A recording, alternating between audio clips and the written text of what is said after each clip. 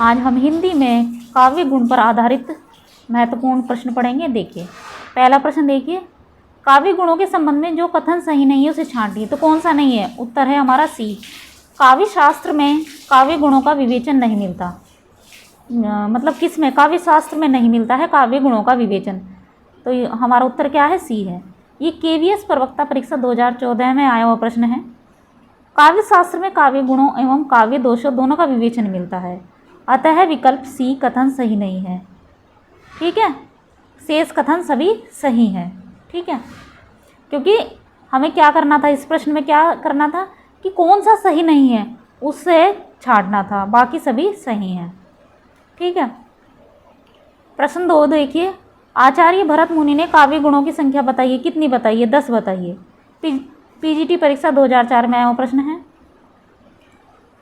काव्य के सौंदर्य की वृद्धि करने वाले और उसमें अनिवार्य रूप से नित्य विद्यमान रहने वाले धर्म को गुण कहते हैं। ठीक है, काव्य सौंदर्य की वृद्धि करने वाले जो गुण होते हैं उन्हें क्या कहा जाता है? गुण ही कहा जाता है उन्हें।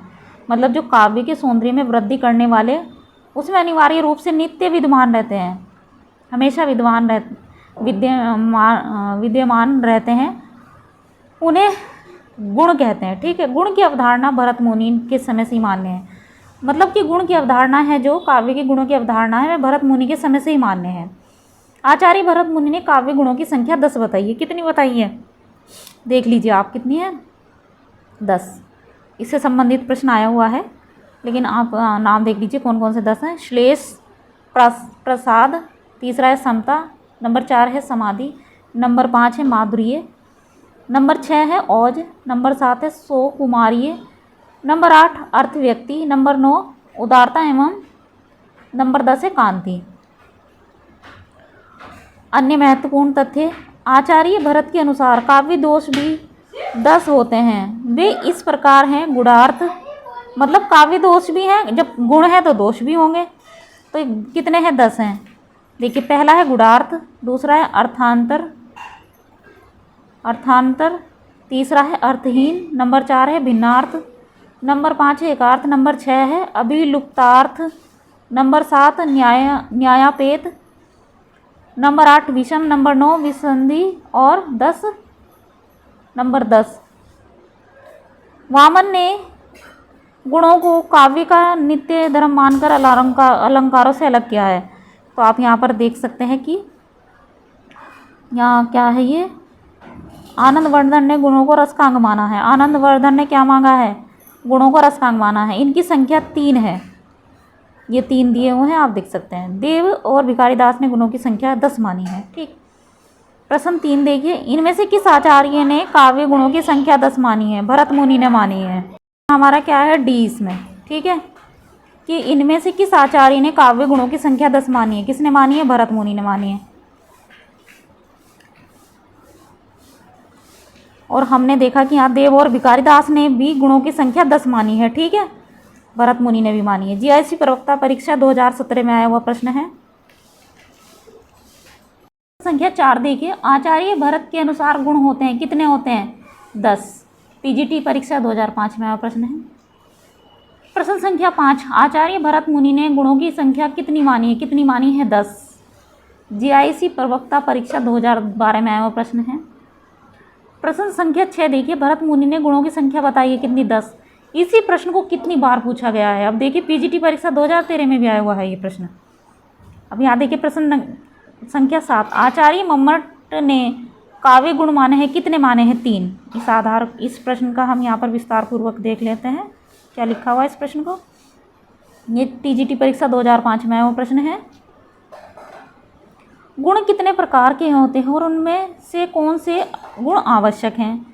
इस विषय पर काव्याचार्यों में मतभेद रहा है। मतलब मतभेद है कि कितने होते हैं, कितने प्रकार के होते हैं और कौन से जरूरी हैं। इस बात के लिए वे आपस में मतभेद था उनमें। कोई तो गुण की संख्या 10 मानता है, यथा भरत मुनि दंडी आदि। कोई 24 गुण मानता है, तो कोई 24 बता रहा है। ठीक है, यथा भोज, और कोई मतलब कौन कौन बता रहा है, इन्होंने कुछ ये नाम भी दे रखे हैं। और कोई 3 गुण ही मानता है, जैसे मम्मट। इन सब पर दृष्टिपात करने से ज्ञात होता है कि गुण की संख्या के भेद के संबंध में विभेद अधिकतर 10 गुणों को मानने का अथवा 3 गुणों को मानने का है। मतलब क्या, तो 3 गुणों को या 10 को मानने का है, क्योंकि अग्नि पुराण कार ने भी मुख्य रूप से 3 गुण यथा शब्द गुण, अर्थ गुण और शब्दार्थ गुण माने हैं। अग्नि पुराणकार हैं तो उन्होंने भी कितने माने हैं? 3 माने हैं। ठीक, इन्हीं के भेदोपभेद किए हैं। इस प्रकार भोज ने वामन के 10 गुणों के अतिरिक्त 14 अन्य गुण भी माने हैं, लेकिन आचार्य मम्मट ने 3 गुण माने हैं। माधुर्य, मतलब आचार्य मम्मट ने जो 3 गुण माने हैं वे कौन कौन से? माधुर्य, ओज और प्रसाद। ठीक है, ये माने हैं। आचार्य वामन के अनुसार काव्य के कितने गुण हैं? कितने हैं? 20। पीजीटी परीक्षा 2016 में आया हुआ प्रश्न है। यहाँ पर भी आप महत्वपूर्ण तथ्य देख सकते हैं। आचार्य वामन ने काव्य गुणों की संख्या 20 निश्चित कर दी, जिसमें 10 शब्द गुण और 10 अर्थ गुण हैं। वस्तुतः यह 20 गुण आचार्य भरत के द्वारा उल्लिखित 10 गुण ही हैं। वामन ने केवल 10 शब्द और अर्थ का भेद करके उनकी संख्या द्विगुणित कर दी। वामन ने 3 रीतियों का उल्लेख किया है। गोड़ी, वामन ने कितनी रीति है? 3 है। कौन कौन सी? गोड़ी, पांचाली और वैदर्भी। ठीक है। उत्तर प्रदेश माध्यमिक शिक्षा सेवा चयन बोर्ड ने इस प्रश्न का उत्तर अपनी प्रारंभिक उत्तर कुंजी में तो डी माना था, किंतु संशोधित उत्तर कुंजी में सी को सही माना है। सी क्या? 20 मानी है। ठीक है। सही युग्म चिन्हित कीजिए। वैदर्भी, माधुर्य। ठीक, ये प्रश्न आया हुआ हमारा टीजीटी परीक्षा 2009 में। वैदर्भी रीति के संबंध में आचार्य विश्वनाथ का कथन है। क्या है? माधुर्य व्यंजक वर्णे, रचना ललितात्मका, आवर्तिल्य वृत्ति आर्या वैदर्भी रीति ऋष्यते।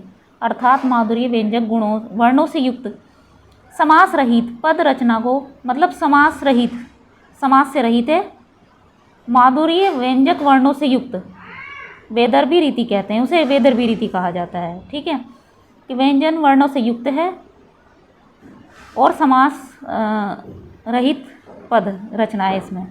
यह रीति श्रृंगार, करुण एवं शांत रस के लिए अधिक अनुकूल होती है। इसका प्रयोग विदर्भ देश के कवियों ने अधिक किया है। तो किन्होंने किया है इसका वैदर्भी रीति का प्रयोग? विदर्भ देश के कवियों ने। इसी से इसका नाम वैदर्भी रीति पड़ा है। ठीक, इसका एक अन्य नाम ललिता भी है। मम्मट ने इसे उपनागरिका कहा है। अन्य महत्वपूर्ण तथ्य, गोड़ी रीति को पुरुषा भी कहते हैं। आचार्य मम्मट इसे परिभाषित करते हुए कहते हैं, ओजे प्रकाश केस्तु परुषा, अर्थात जहाँ ओज गुण का प्रकाश होता है वहाँ गोड़ी परुषा रीति होती है।